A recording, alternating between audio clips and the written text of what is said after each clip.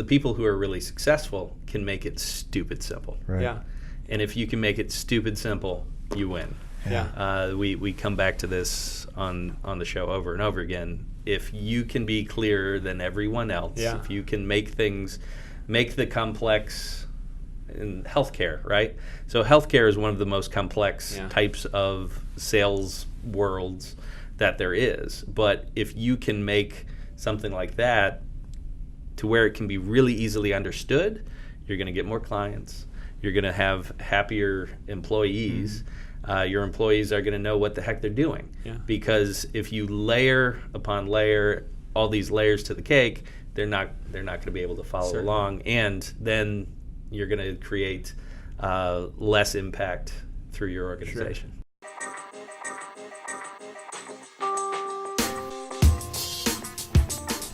From Goalpost Studios in downtown East Lansing, Michigan, Hello and welcome to the Earn More, Keep More show.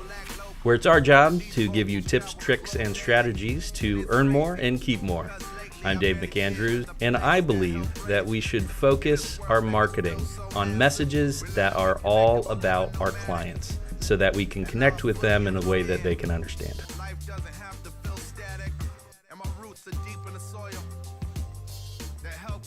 We're back. We're back. To the Earn More, Keep More show. Today we have a very special guest, Josh Block, a local businessman, a small shop. You have a tiny shingle on the side of your, and just happen to do business in how many different countries? Boy, dozens of countries annually. So yeah, it started as a small. Started small, but it's become something very different. And right now, if you drive to downtown Holt, Michigan, you will see two very impressive edifices. The first one will be Urdu, the roller skating rink. How do you say it? Edru, the roller skating rink, with the large circus animals on the roof. And right next to that, you'll see the just ridiculous square footage that is Block Imaging's Universal headquarters. Yeah, it'd be just the world headquarters. We have the animals in the building. Yes. They have them on top of the building. That makes it more fun, I think. That's right. So you have the gorillas and the giraffes right there doing work on medical imaging equipment on a daily basis. Absolutely. So this is kind of an interesting one because this is one of the very few people that I've been their boss, and he has been my boss. I didn't know that. That's a fun dynamic here. His father, Bruce Block, founded Block Imaging, and I was working there. And actually, Josh came on, and for a period of time, I was Josh's boss for about 3 years, and then he was my boss for 3-4 years. That's right. So we had a fun little reversal. So tell us a little bit about the business as it stands today. Absolutely. So for us, we really started in the imaging trade business, which of course Dave would know well, us working for quite some time together, but then expanded into spare parts and then began servicing imaging systems around the world.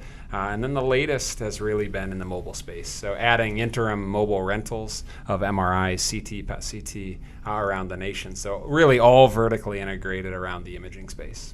And headquartered where else would it be? But Lansing, Michigan. Naturally, I mean, when you look at the weather, the first place you think about is just Holt, Michigan. Let's go to Lansing. I had snow on my yard 2 days ago. There was snow out front. I was actually in Miami Beach on Saturday afternoon, enjoying an amazing, perfect weather, 85-degree day. It might have been a little too hot. And then the next morning, I was watching my kid's soccer game in sleet and snow hitting me in the face at about 30 miles an hour. love It the was steam. probably the worst reentry Yeah. back to Michigan that I have had in a very long time. Yeah, the parking lot of Detroit Metro, right? I mean, every time you get off a plane and you start your car and you head over to it's just, it's welcome home. But I wouldn't trade our Augusts for anything. That's right. So That's we have 2-3 months where it is truly incredible here. That's right. That and with the high taxes, why else wouldn't you have Michigan as the number one business destination? Yeah, we have California has the sunshine tax. We have the cloud and sleet tax. That's right. That's right. Hey, but I like it. I honestly wouldn't trade it for anything. In fact, I just bought a new house, which is a block away from my old house, because the neighborhood and the people, you just really can't beat anywhere in the world. Certainly not in a place with sun and all those fun That's things. right. But, That's right. But speaking of people, one of the things that you, Josh, were able to institute when you became the president of Block Imaging, and really were able to name and get a lot of intention behind is this concept of people matter. And people matter within the business context. Mm-hmm. And as we have a following of business leaders and folks who are looking to build their businesses, I believe that the concept of people matter is hugely important for people to understand how to value, how to affirm, how to build into the people that are working for you in order for them to grow and really feel a level of ownership in the business. So just tell us a little bit about that story. Sure. I mean, people matter really started from the belief that just so many people hated their work. And it didn't, whether you were talking to someone at one of the larger companies or you were talking to someone who was making your sub at Subway, that man, I don't like my boss. I don't think they respect me. I don't really like my work. I even just this love for Fridays, like this idea that Friday and this hatred of Mondays is just so foreign to me. And so this thought of what would it look like for us to journey out and have a company that people enjoy coming to work, that people feel respected by their teams, that team members feel respected by their managers. And so that was really journeying forward. Obviously, we learned in business school of the number one thing is just generate shareholder wealth. And there's a piece of that that's of course important. And yet what would it look like for us to chase performance, but also start and end with everything that we do is just born out of our belief that people matter more than anything else. It's an incredibly simple, yet really hard to build out into the daily life. And let's start with one of the first things you said there, and that was just the hatred of Mondays. And this is something that I believe this generation, the one that our age and younger, it's going to happen less because of the fact that we're having a lot of people with a lot more portable skills, and the fact that most people are no longer working in the manufacturing plant. It used to be if you have a manufacturing plant in your town, that was your job. You would go to the manufacturing plant, you'd work there for 30, 40 years, and then you'd retire with a pension. That doesn't exist anymore. Yeah. And so now you have people with choices. They can go and they can work at multiple different places. And how do you view your operation within, working with your people on your team in terms of that dynamic? Sure. They have choices, and even just the ability to create. I can't remember who's quoted as saying it, but in the past you used to distinguish your work by your body, how you could work with your hands or work with your physical, and then we kind of moved into a generation where value is created with your mind. That what you could think, and we're actually with artificial intelligence and moving in that direction in systematization and processes, it's working with your heart. When it comes to leading, really the thing that computers aren't going to be able to do is help people work together from a relationship side, especially when you cross cultures and continents and things like that. So, yeah. So having all of those things together, and the point about the coming AI, I think that's always a great point, particularly for some of our younger listeners, and that is, what can you do that a machine can't? Mm-hmm. And the number one thing that machines are not is they are not emotionally intelligent. Correct. By definition, they don't have that capacity. Although interestingly, one of the guys on the floor here at Goalpost Group, he is currently doing his dissertation trying to teach computers how to deal with humor. So they're trying it. But it's going to take a heck of a lot longer than just about any other business function that you can come up with. And being able to understand all of the different dynamics between individuals and figuring out how to deal with that portion, what aspect or what stance do you start with? Where do you start with this whole concept? Yeah, for us, I mean, it starts with a belief. Like, what do you believe? When you think of shareholder wealth, which is no doubt important, we're not, an economy, and we know what happens when businesses thrive from a financial perspective, and yet, what do you believe about people? What do you when teams that come across challenging situations and they lay people off, right? That's one of the things that's just kind of a natural business consequence. But for us, when you think that people matter more than anything, it takes you to a place of creativity that might not have been found otherwise, right? Is that, like, people matter more than anything, well more than money, right? And so that's really starting with belief. And then, of course, starting to name the values. What is, if you believe that people matter more than anything, what are some of the things you'll do and not do?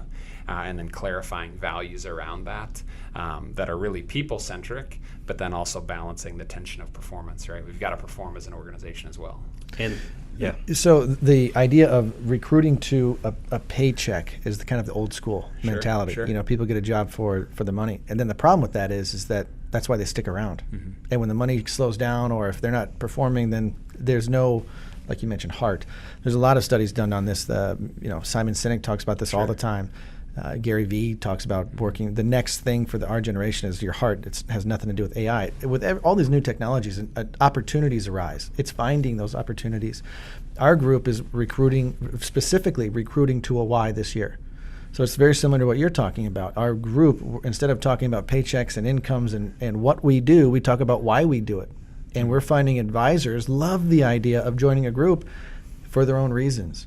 So if you could, I don't want to put you on the spot, but your why. I know you're familiar with Simon Sinek. Sure. Does the company have a why that you could define? Yeah, again, it might seem lame and you might edit it out, but people matter. I genuinely believe that, and we're imperfect in the way we do it, but when you walk and you see, for those of us who've been in a poor country, you just see the faces and the stories, the recognition for me that it could have been me. Yeah. I could have just as easily been born in Guadalajara, Mexico, or Nigeria, or wherever it is, and realizing that the people, regardless of their class or stature or whatever's happened in their life, like they're created with inherent dignity. So that's really, for me, that people matter is born out of the fact that people have something special and inherent about them, and therefore would treat them differently than we might treat a donkey or a horse or a chicken. And on top of that, you have 3 C's for hiring culture. What are those 3 C's? Yeah, 3 C's for thriving would be the first one's character. For us, we can modify and we can adjust and we can get creative in lots of ways. Character is not going to be one of them. So for us, that's kind of it's just critical. It's foundational to who you are, is that your mama taught you character, and we really don't try to play around with that one too much. And so characters... You don't have that when you show up. Yeah, we just... Might as well not show up. No second interview? Yeah, we just don't find we're great teachers. And this isn't even just interview. This is if someone's here for a period of time, and we share very openly that character is kind of the one thing that we don't try to shape a whole lot. The second is competency. And that's something that can be shaped. Roles can be adjusted, people can be trained, and so competency, of course, have to be able to do and complete the work that's in front of you. And then the last is chemistry, is how does a team fit together? Yeah. And I sense within the hiring space, a lot of times when I'm interviewing someone, I'm thinking of how do they impact me? How do I feel? And how would the 3 people who are on the team who are going to work with them feel working with this person? Their energy, their speed of play, and all those sorts of things. And so chemistry, the way that someone would fit into a team, and then also the way that that team would fit into a larger company. That could be critical. cancer. So you have one bad egg. Everyone in that team then becomes focused on that bad egg, and it makes all the production and all the productivity go down. And it may even be chemistry. Some you're going to have those sorts of situations or character issues, and some you just have someone who's super intense. Yeah. And you put them in a team with 3 or 4 people who are in a certain area, and there's such a gap between who they are and who this team is that a little bit of diversity might be good. That's too much. Sure. So. Yeah, and figuring out the way to, and just like a coach or anything like that, being a CEO of a growing company. How many people on staff these days? I think we have about 112 today. 112. So anybody that's over 100 people, how many direct reports do you have? I think today. How many direct reports do you want to have? I actually, today I think I have 7 direct reports. I'd have to jot them down, but at times I've had significantly more, and that wasn't something I was particularly proud of. But at certain times it's ebbed and flowed. But today about 7. Sure, and being able to find the fit within your team, your core team, and those direct reports, and then having them being able to kind of lead and guide those additional teams, and just having a big organic structure. That's sure. What do you find? When it comes to really the shaping of the culture, once we have everybody on the same page with the belief, what are some of the other things that play into kind of the day-to-day, what that looks like, what that feels like? Yeah, the belief, and then I think the values of, and when I say values, even for leaders to let the team know the things that they think someone will thrive in the organization or not thrive, is I think that just speaking those out loud is so huge. And I was speaking in Alaska a couple weeks ago, and just sharing like what's important to you, because I think team members are guessing, oh well, he didn't like this or she didn't like that, and just saying, like, for me, one of the things that drives me crazy is failing alone. Is we have an organization that there's so much knowledge, and today's iPhone generation, right? You can call someone anytime, and you can walk into someone's office, and that whole failing alone concept. So just letting people know, like, we can mess up. It's total. That's going to happen. There are going to be challenges, but let's not do it. Let's not do it when someone 8 feet away from you had a better idea that was going to save money or help a customer. And so, voicing, that's one. But there are probably, if you were to ask our team, 100 things that, man, this is something that we win when we do it, and these are some things that have been spoken across our organization. And instead, it just kind of becomes this mystery game of trying to appease a boss that you don't really know what they want. So one of the things that kind of the example that you just gave in terms of failing alone or having something happen where somebody with the answer was right next door, this is actually something that I think a lot of companies struggle with a great deal. And the reason that it becomes a struggle within a company is because of the fact that they get either siloed off or there's internal competition. Sure. Making it so that that information isn't shared. So what are some of the things that you do either to break those silos or to make sure that internal competition and the need to share outweighs the need to have kind of individual glory or whatever? Yeah, sure. Interdependence. I mean, that when Stephen Covey talks about the stages of maturity, where we go from being totally dependent on someone to independent, which I think the United States celebrates maybe more than anything, just this critical piece of independence. And then there's this next maturity, which is interdependence, like we're succeeding together, and that's just over and over and over, like we will win together, we will lose together. And then I think fear of failure, that's another one, is I don't want to tell someone else, because if I tell them, I might look stupid, or when it happens, it might have more visibility. And that whole piece of, I think, shaming culture, Brene Brown talks a lot about that, of how do we have mistakes come to the surface and be entirely comfortable with, it's going to happen. If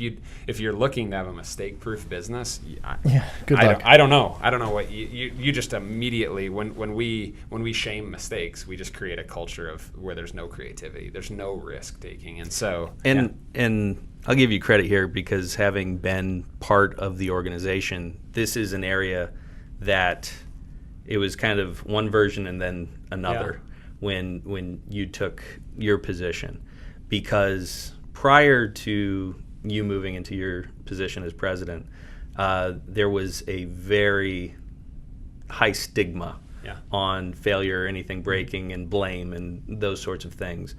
It was talked about a lot. And then just making, knowing that there are going to be mistakes made, and then having the understanding of, okay, how do we learn from this? How do we actually maximize this? Was that something that you thought about a lot in those early days, or was that just something that kind of happened naturally out of? I would think, humility, right? That word kind of shines as we talk about leadership, and it all starts with the speed of leaders, the speed of the team, right? Even the mistakes, are you willing to acknowledge your own mistakes? This month, I think, I feel like I've made more mistakes this month than normal when I'm teasing, but that whole piece of not, maybe I haven't made more mistakes, but I think my awareness of those mistakes of man, I wish if I could go back and we could have that conversation or that meeting, or if I could wind back the clock 12 months, I just think I would have invested more time or energy here. And so I think our awareness of our own fixed mindset versus growth mindset, I know we're throwing a lot of people, but Carol Dweck talks about just what's your attitude? Am I who I am and I can't be grown? Or am I willing to live a life where I did this yesterday and I've evaluated it today, and I think I'd do it differently if I could do it again. That's just a whole different mindset than if I fail, I am a failure, and therefore I should just go, do whatever. Yeah, sounds like a conversation that I had with one of my sons last night. It's I can't do it. It's well, you can do it. It's just a matter of you have to try harder and work again. It's no, I cannot do it ever. And just kind of that. It's getting that idea of no, you're going to grow, you're going to learn, you're going to find new ways to do things. Sure. It's cool to hear you talk that way, coming from the top down, especially. But my question would be, what does the company do? How do you make sure that the employees know that why?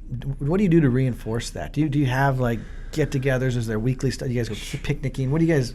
How does the team know? Because the values you describe are very attractive, and I can see your value statement or your why be much more eloquent than what you did for yourself. I think you could build on it so much more just based on what you're talking about. And then you say, get rid of the guessing game for the employee. Let them know. What a great way to have them know exactly what your belief is. To build on that. So how do you do that now? What do you have enforced? It's leadership is when, and that's where we kind of find ourselves again, is that it's a whole bunch of things you do, but it really exudes out of who you are. Who are you as a person? Kindness is a word that as a leader has been on me. I've been thinking about that a ton.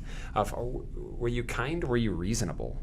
And we oftentimes, if we look back and ask that question, were you kind? No, I really wasn't. Were you reasonable? Mm-hmm. If you're honest with yourself, maybe you weren't reasonable. And so some of these things of I suppose treating others as we'd like to be treated, right? It's kind of, these are I think the more trite something becomes, the less we believe it, when in reality, these kindergarten phrases are super useful.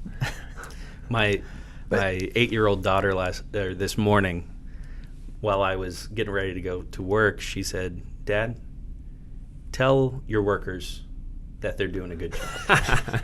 And I was like, I will do that. Yes, that's right. But something just simple as that kind. Well, because this for the same reason that if you don't recruit to money, their reward shouldn't be money. Yeah. Right? If you recruit to this why that you're describing so eloquently, that should be their reward. Embrace that idea and make them feel even more comfortable with it. I love that idea. A lot of people aren't driven by money. Yeah. Some people say they might not. They probably are to an extent, but it's not what gets everybody out of bed in the morning. And there's a base. The test, you and I have heard this back in the day, is that they ask people what they wanted in a career, and money was 7th. But they only interviewed people who had jobs, right? They didn't go down. So I always laugh at that. But money, I think, is if there's something we've learned from a people matter culture, one of the backsides, and this is I'll try to keep this short, but was we loved hiring. because it's just so cool. Yeah, you have these people who are and then excited. If somebody gets too busy, the first instinct is, oh, they seem a little stressed, let's hire someone else.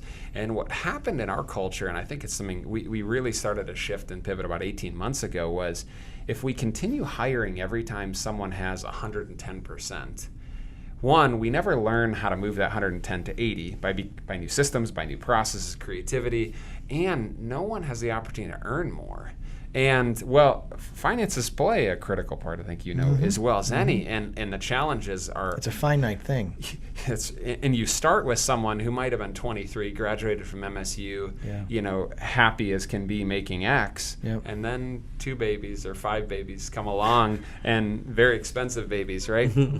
And so it's important, if you're going to care for people, even though it's a short-term feel-good, right? We hire more people, then whoever was there the longest becomes the manager, and so that's great. That feels exciting, I get a new title and whatever, but there's never any more money. Yeah. And it's not that the people are starving and for more money necessarily. They're not saying that, but as they have more children and the life consequences of just getting older and expanding a family, is there actually becomes a need, and then before you know it, the culture that someone really loved, they all of a sudden, they've built a bunch of skills, and then someone else comes to them and says, hey, I can pay you X more. Sure. And it's pretty compelling, not because they necessarily demanded X more, but because they need to provide for their family. And so I think that's one thing that we learned, and we've really tried to be more intentional, is what does it look like?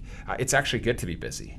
Yeah. Some people who are at 110%, the immediate fix is, let's hire someone else so you guys can both be at 55. Right. And the person goes, oh, I don't like being at 55. That's super uncomfortable because now I don't have enough to do and I feel incredibly replaceable, and there's that kind of dynamic, right? So yeah, that's interesting. There's a lot to it, and there's so many aspects that to think about when you're focusing on the growth of people. Let's just talk about a little bit about the building into the people that are on your staff and how you guys view that, because I think that's another element, because they're going to grow and they need to have those additional skills. And the old quote of, well, should we really spend all this money to teach all them? They'll just get a new job and leave. Well, if we don't do all that, then they might stay, and we don't want that either. So talk about that a little bit. Yeah, boy, I wish. I mean, going back to our time together, I don't think we've always done it particularly well. I mean, we because the company over 21 years has gone from 0 to 110. The early days, the first 10, it was just hire someone and just throw them into the middle of the pool. And I hope they can do this. That's right. And you just find the ones at the bottom who couldn't. And it's tragic. It frankly doesn't care for people well. And so I think the tendency and the learning how to really side by side with people and train and develop, and that happens in all sorts of ways. Some reading and we have Block University where we're kind of acclimating someone to our culture and to our team and values and stuff. But I think the thing that, again, I'm going to talk about what we don't do, we're growing at, because there are just a lot of areas where I think we have improvement, is the side by side management. Maybe management's not the word, but side-by-side training. I think the tendency lately has been, we have a call together, or for instance, in your world, you take someone along, they're a protege, they have a call with you, and it goes particularly well, and you leave and you're like, just do that. Yeah. And the person goes, well, they actually leave with less confidence. They have extraordinary confidence in those of us who've done the pitch or whatever it is 100 times.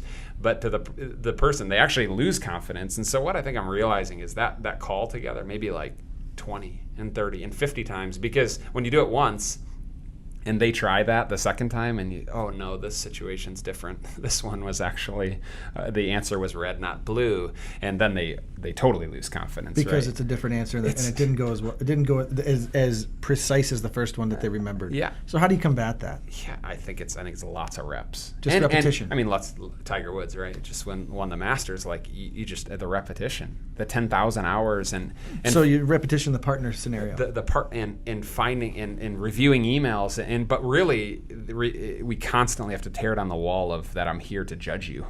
I'm here. And that's true. I'm here. I'm on your side. I quite frankly want you to get the deal more in the sales scenario. I want you to get it more than I would really love for our accounting to be proper and our all those things, is we're on the same team. But those reps, because the tendency, and again, we're kind of talking in the sales world, is, well, my answer wasn't perfect. I don't want to go into that conversation again. I want to just go do this one on my own. And I think we've seen the results of doing them on their own over and over and over again. It's because in our business, we have 40, 50 members in our group that we work with all the time, and we run into that constantly. We could have a dozen meetings together, and it's like some of the advisors, their confidence might go down. Yeah. And it's hard to pinpoint why, but you cannot prescribe interaction with humans. Sure. You just can't. It's always going to be different. Yep. So what we find, the same thing is that after time, their confidence comes up, and some people get it quicker than others. Sure. Some people excel at it right away. Other people might take 2 years. Yeah, and it feels good at first. The person says, "Oh man, you're amazing at that call," but that's not really a win. I mean, I appreciate you saying I'm amazing, but I would much rather for us together, for you to walk out of here empowered and feel equipped yes. to do the job. Yeah, right? Totally. So that's huge. So being able to have that side by side, kind of that mentorship, and being able to continuously improve together, building up skills, that's one element of the people matter. The rest is, or a bigger chunk might be, knowing who you are and how you fit within the team, and what your impact on that team may be. How do you coach your team through kind of understanding where they are, who they are, and what their impact might be that they might not know about? Sure. I mean, one of the conversations last retreat, so we have an annual retreat, and last year's focus was identity. Is like, there's a quote that, once you know who you are, you'll never want to be anyone else. And that this piece of really, what's unique about you? It's tough to find out. Yeah, it's tough. It takes a minute. You don't figure that out on a weekend. No. Yeah, it's really a lifelong experience. But if you start to lay the big rocks, right, of that, what's unique about me is I care deeply for people, or I love to lead, or people love to follow, or I like to find conflict and bring it to peace. And so identity, and really leading from a place of identity, and letting our actions and feelings be driven from who we are, as opposed to really having, this is from Resilience, is the book from, oh goodness, what's his name? He's the governor of Missouri, Eric Greitens. He's a Navy SEAL, and there's a long story kind of to what transpired for him, but the truth is still the truth, that when we make decisions out of our feelings, we feel something and we act on it, and then it begins to shape our identity. So yeah, I'd say that hoping that people are living out of who they really believe they are. That fortunately, I'm thankful we're in healthcare. I mean, our team is just an amazing group, and I think we could do a lot of different things. But I'm thankful that we happen to be in healthcare, and something that makes meaningful difference in people's lives as well. So talk a little bit more about that identity piece, because the thing that gets laid over this was, early in the conversation we were talking about you having people within teams, and those teams have to balance out. And if you have individuals within the teams, leading from one area or the other, that's a big cocktail recipe that you got to get right. Yeah.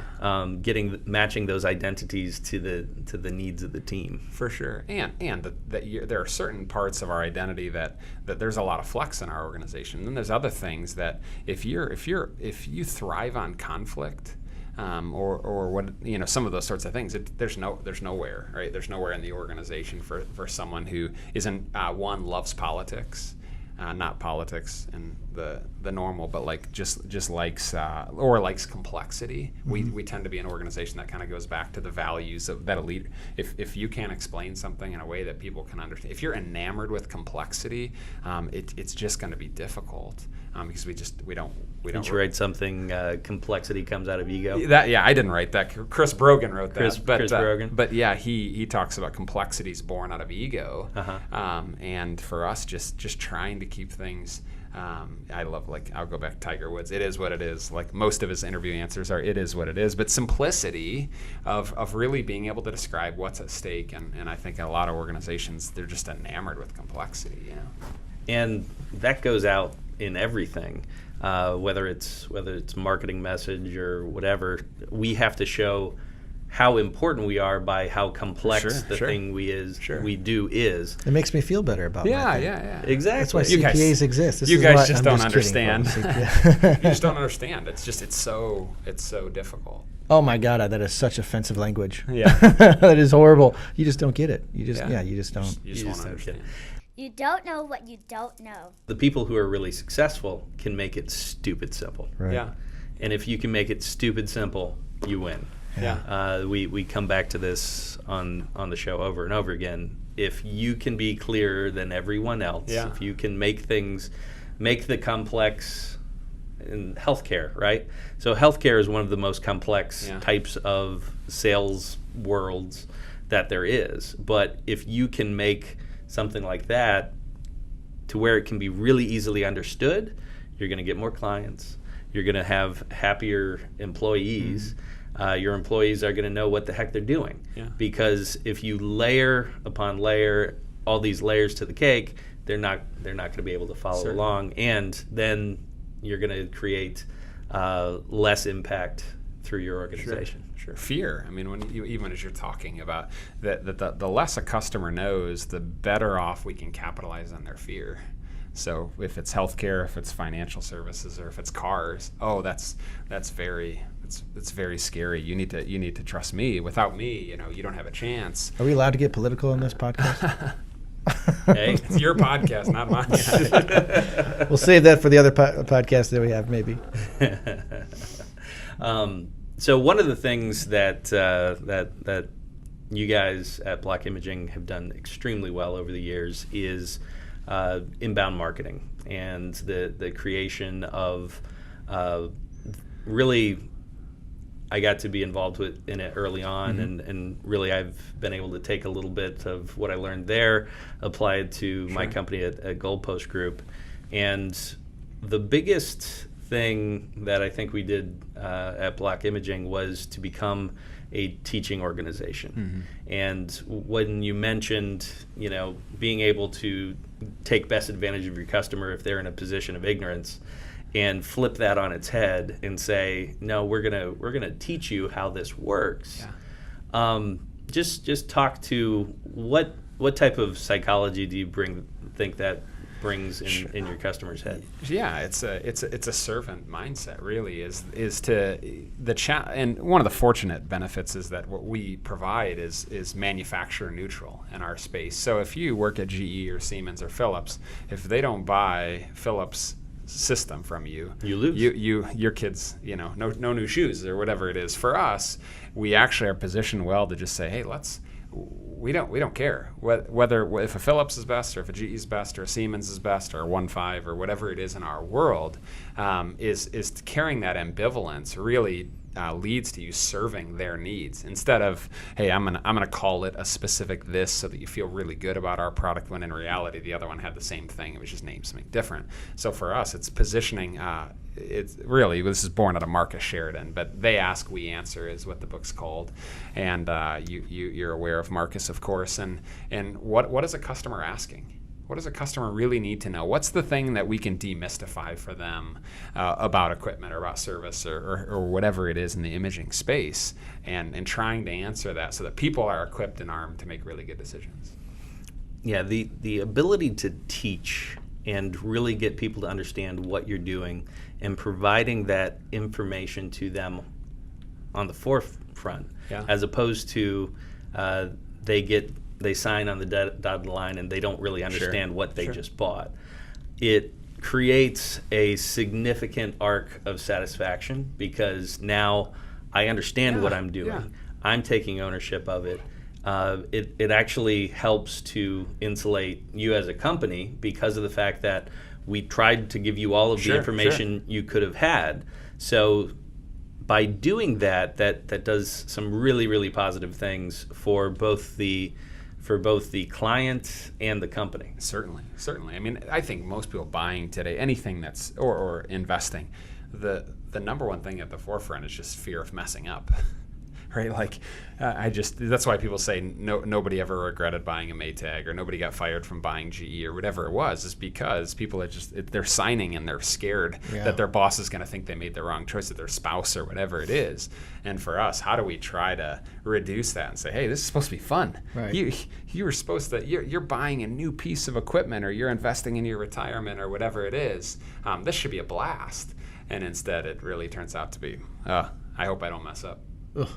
Yeah, and this goes back to an episode we had a few episodes ago, the Arm Your Champion. Yeah. Being able to give them the information that they need in order to insulate them from that I hope I don't mess up feeling. Sure. It's an amazing thing. So any last thoughts, any takeaways that we want to make sure that people leave with? Here's the takeaway. I think it's a phenomenal to get refreshed from a corporate standpoint, right, from the top down, for someone to have such a humanistic perspective on how they manage employees. I think that's refreshing. The ideas that you talk about, and you referenced a number of different authors. We probably could have a list of about half a dozen books that were already mentioned.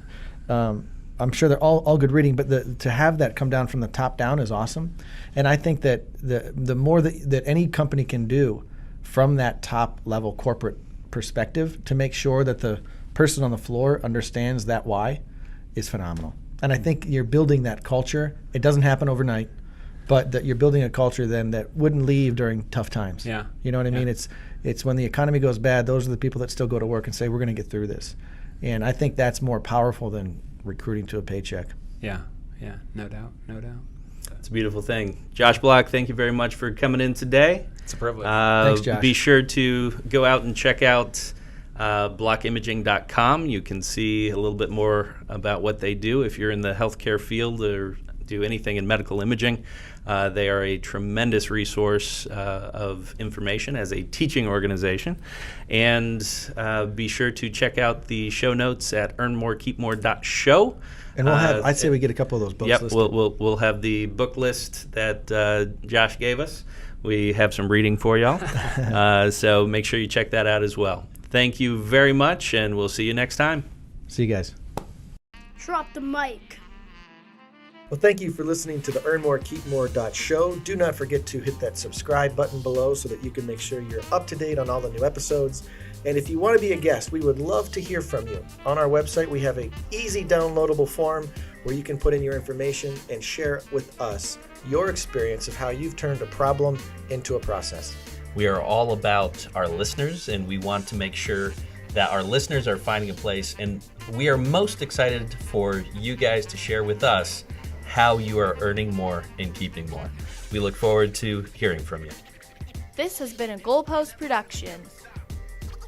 That's it for us. We are your hosts, Dave McAndrews and Matt Love. Our executive producer and creative guru is Jennifer McKinstry. Our social media director is Mark Farnes.